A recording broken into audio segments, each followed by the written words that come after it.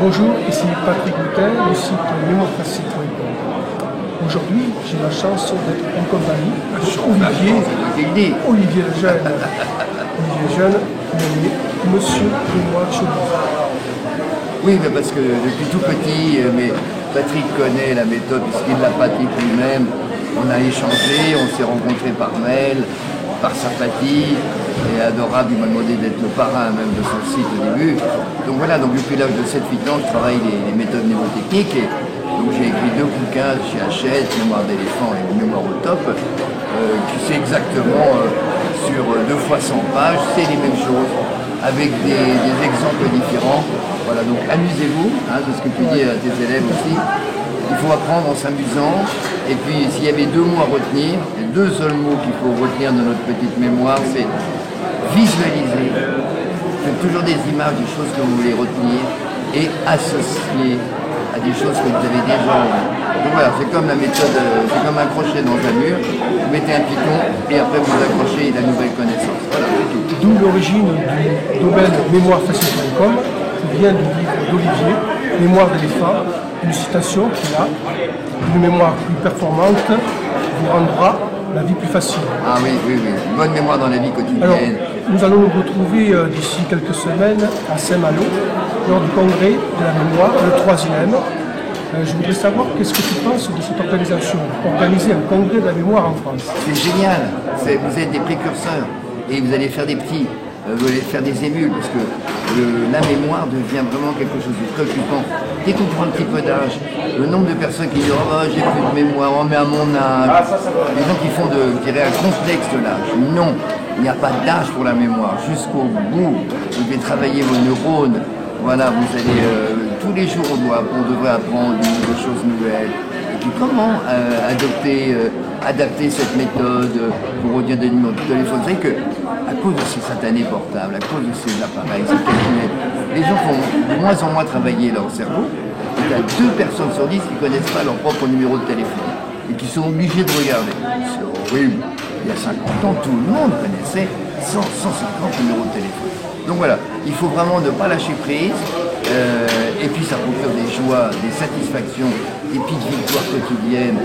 Voilà, on peut avoir des petits soucis de mémoire. Il m'arrive, moi j'ai une mémoire très spécifique, c'est les mots, mais on passe commande à son cerveau, comment ça s'appelle des noms qui nous échappent, le nom d'une personne, et puis vous passez commande, vous passez autre chose, vous allez voir.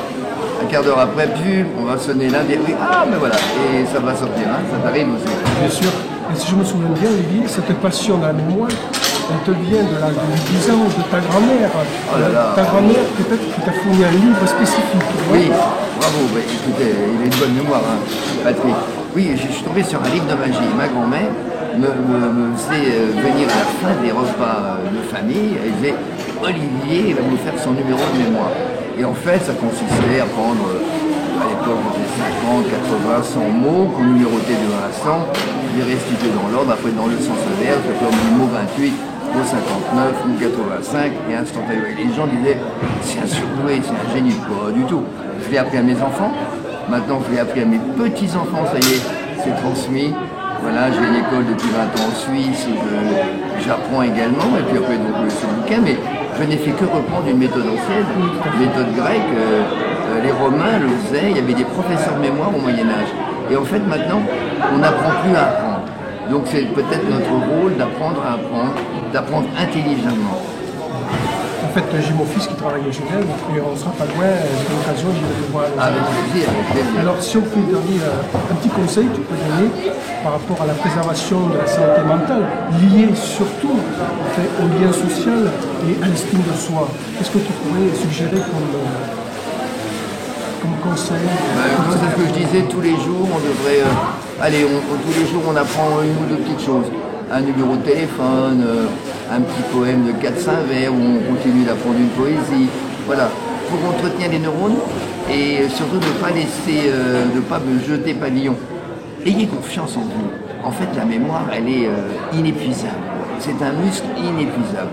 Il n'y a que la grande fatigue, le manque de sommeil, l'alcool, hein, on dit qu'on boit pour oublier, ne buvez pas trop, votre santé sera bonne. C'est éprouvé que les étudiants qui dorment 7 heures mémorisent moins que ceux qui dorment 8 heures. Donc, un nombre de sommeil, vous avez quelque chose à apprendre, ça peut-être pour les étudiants, je dirais un examen important ou comme ça. Donc, avant de dormir, c'est formidable le sommeil. Une couche de sommeil sur quelque chose que vous apprenez dans votre lit le soir, et le lendemain, ça va être du béton. Voilà, ayez confiance, faites-vous confiance, et surtout, apprenez en vous amusant. On n'apprend que ce qu'on aime. Il ne faut pas que ce soit pour vous quelque chose de rébarbatif. Il faut trouver une manière de vous amuser, et ça va devenir un jeu. Comme je le dis depuis des années, depuis que je suis né, j'ai un virus énorme, une maladie génétique, un virus, c'est la curiosité. Et tant que j'ai ça, j'ai 5 ans, 10 ans dans ma tête.